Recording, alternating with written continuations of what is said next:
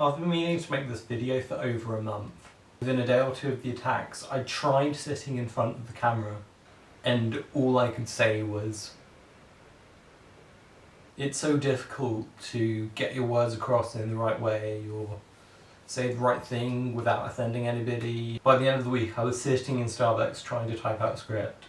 And I've been busy, moving back home from uni, packing ready to move to a new house, getting drunk with high school friends, editing 3 different videos, and I forgot about it. When I first wrote out my words, I spoke about the uneasiness of gun crime not only after Orlando, but also the murder of Joe Cox. And since then it feels like the world's turned even more insane. Philando Castile and Alton Sterling have been murdered by police for complying and trying to defend themselves. And in UK politics we had a referendum and the pound's lost value, and we've got a new Prime Minister and Cabinet and Boris Johnson. Whilst Labour's undergoing votes of no confidence and the removal of Brighton with Angela Eagle soaring overhead. Well, the day after the shooting I attended a vigil in Coventry in the Methodist Central Hall for the victims of the tragedy. A lot of friends stood up and said some really inspiring and moving words. But as they spoke, I started to think of what I'd say. More people rose up, and I tried to get to the point where I'd be comfortable enough to speak to 100 or 120 people, and I never reached that point. So I'm going to try and get myself across now. It feels easy to create a sense of distance. So easy to say, oh, mass shootings don't happen in the UK, or say, terrorists don't attack us. I was a child when 7/7 happened. The IRA was before my lifetime. And when ISIS attacked France and Belgium, sure I feel sadness. But I also feel somewhat relieved because it wasn't us. When American high schools were attacked, I can tell myself, my high school days are over and it won't happen here. Even after the shooting, it felt so easy to say that gun crime isn't a big issue in the UK. I watched Michael Moore's documentary Bowling for Columbine a couple of days after Orlando, and I felt comfortable knowing that gun crime is statistically unlikely in the UK. How many people are killed by guns each year? In the United Kingdom, 68. In the United States, 11,100.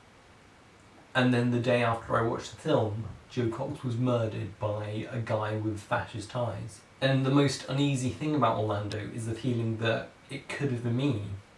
I'm a 19-year-old queer kid, I've been to gay clubs, and the youngest victims of the attack are the same age as I am now. And sure, the pain intersects with all parts of the queer community. Men, women, non-binary people, parents. People of all identities were victims. And when you look at the names of victims, they were tourists, dancers, students, soldiers, and let us not forget that the majority of victims were Latinx. So much of our queer history has been erased from us. In school, queer history was scarcely taught to us. In English Lit, we had the odd queer writer. One time in a sex ed class, they made a brief mention of homosexuality, and our teacher talked about Oscar Wilde being imprisoned for who he was 100 years ago, forgetting that 50 years ago, homosexuality was still a crime.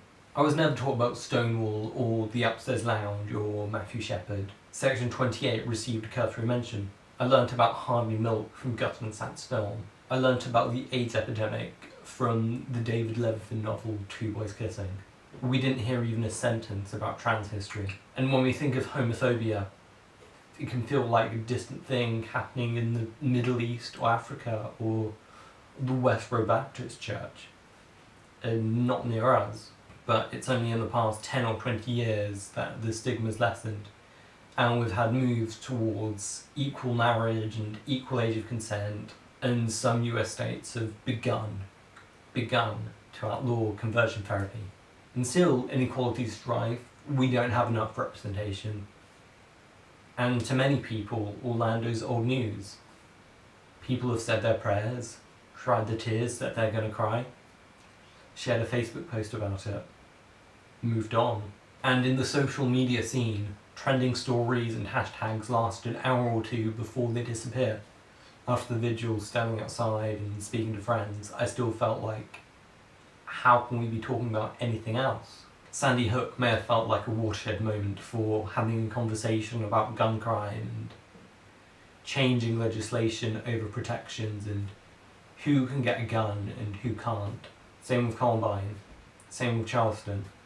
But then there was the NRA. And then we forget about it until the next last tragedy, where we remember the pain once more. I lit a candle in memory of a victim at the vigil. And yet I don't even remember the name of who I lit a candle for. On the day of the tragedy, I woke up to a Guardian notification talking about the death of 20 people in a gay club. I forgot about it, proceeded on with my day, and then in the evening it suddenly hit me. I remembered what happened, saw another notification, 50 people dead. After the tragedy, I couldn't look away. I read more articles about it, watched videos, tried to process testimonies without being reduced to tears. A week after the shooting, I attended Coventry Pride. It was a really good time. There was so much life and energy, amazing musical acts, awesome friends, and in some ways, yeah, maybe it shows how we persevere. I stood through 3-minute silences, and when you stand still for a minute silence and all you can hear is breathing, it's an odd experience. It's not the obligatory Remembrance Day minute silence given to us in school, when you're trying to grasp onto images in your mind of dead soldiers in trenches, to a conflict that's so distant that it means very little to me. But then after the silence, everyone starts talking again. And it didn't hit me again until the end of the day. At the vigil, there was a sense of solidarity. Christians, Muslims, Buddhists, trans people, gay people, straight people, students, people working at gay clubs, people in the city council. And there's still optimism, but 1 month on, let's not forget.